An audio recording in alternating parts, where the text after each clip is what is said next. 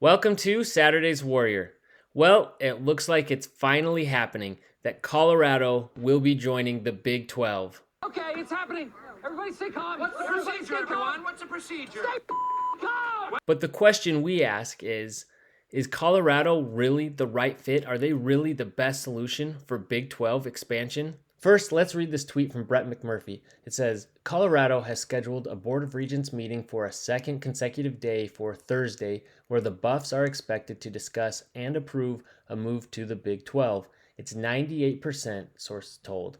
Colorado has yet to apply for Big 12 membership, source said.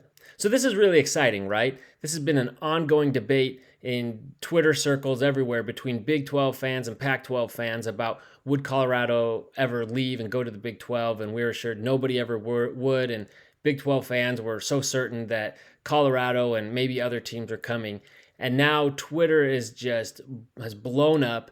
Everybody's pulling out those Twitter receipts to throw it back in everybody's face and saying, look, Colorado is coming. And now also all the theorizing of, okay, this is the first domino to fall. Who's next? Is it going to be Arizona? There's been a lot of smoke around Oregon possibly coming at this point, which has not even seemed remotely likely up until now. So who really knows? Whoever says they know at this point is lying, because nobody knows. Because there's also a lot of smoke around UConn, who we know Brett Yormark is interested in and has even visited. So it's really hard to pick out what's rumor and conjecture versus what's reality at this point. So I think a lot of things could happen. And before we get ahead of ourselves, let's just take a deep breath and see what happens with Colorado. Having said that, it looks very likely that Colorado will join us, that the Buffs return one of the original Big 12 members to the conference, and in a very unusual move, one we have not seen yet in realignment. And great for BYU fans. It gives another travel partner out west, another school to shoulder some of those late night game slots. So it is a very exciting move for us. But we still wonder, is it the right move? What value does Colorado bring to the conference? And recently, we posted a video talking about Brett Yormark in interviews has said, talked about the criteria that he's looking at in expansion candidates. And looking at this now, we see that Colorado, after going through and putting all our, this is just very high level, surface level, but after doing all the check marks, and go back and watch that whole video, you'll see all the thought behind it. But basically, Colorado did look like, and still does look like, a very solid candidate, but we know that they're not great on the field and haven't been for a long time.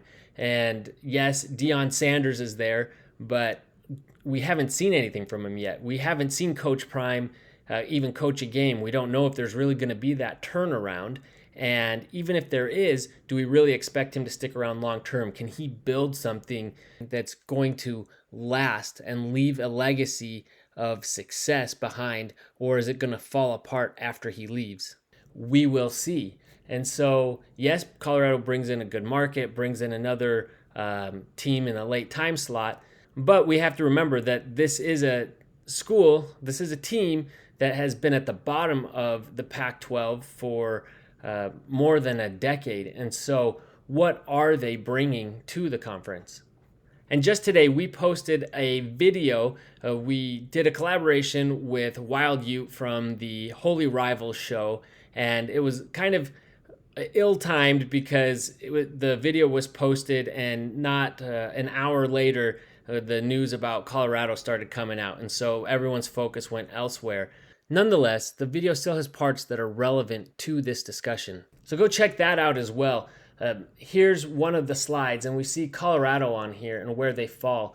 And really, we broke down, what we did is we broke down and ranked every single P5 and many of the G5 expansion candidates into basically 5 different valuation categories based on their football revenue that they bring in. And Colorado is at the bottom end of that middle bracket. We see that they are below the Legacy 8 Big 12 members average.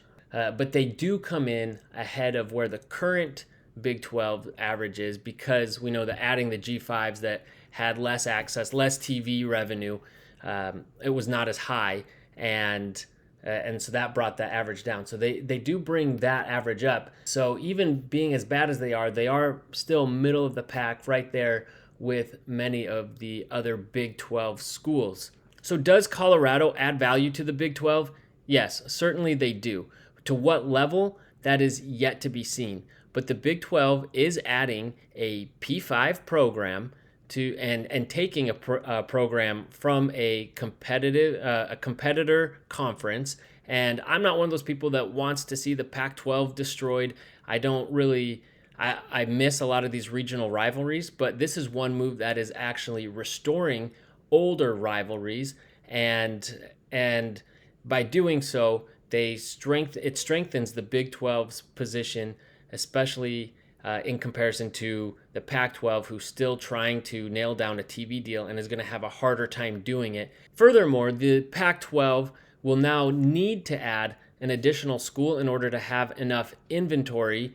Otherwise, they'll be playing only 8 in-conference games, and their top candidate just re-upped with their conference. San Diego State and the Mountain West just came to terms, and so this news coming after San Diego State agrees to go back to the Mountain West is a big bummer. Once again, things that could have been brought to my attention yesterday! Because now the Pac-12 is going to have to wait an additional year, most likely, or pay a huge sum to get San Diego State or potentially other candidates out earlier. So I don't think we can get the full extent of the value of this move until we know who is going to come along with Colorado. I don't think that the Big 12 is going to stay at 13. There will likely be a second school, and I think we'll get a better feel just how good this move was once we see who Colorado's pair is going to be, and also give it a couple years down the road once they've been able to settle in. We'll really get a sense of